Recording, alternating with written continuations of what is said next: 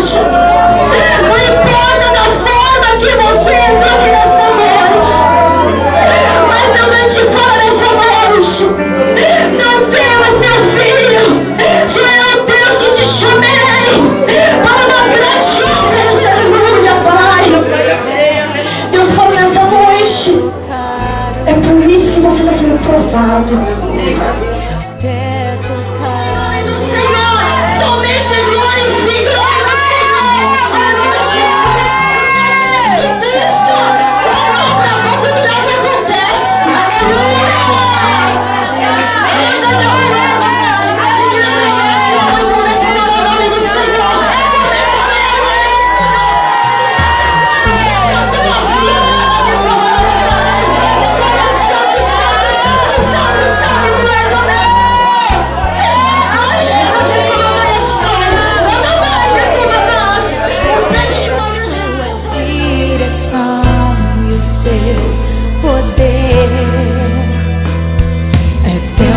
De se levantar e agir, é tempo de ampliar a visão, é tempo de se arrepender e clamar pelo seu perdão,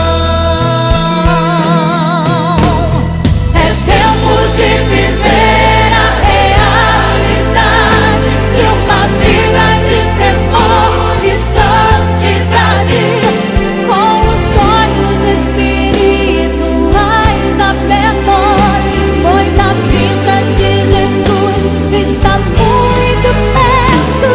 É tempo de parar de murmurar e abrir a boca para abençoar, porque somos os profetas desse tempo. Somos a geração do avivamento, geração que denuncia o pecado, mas ama o pecador, geração que abre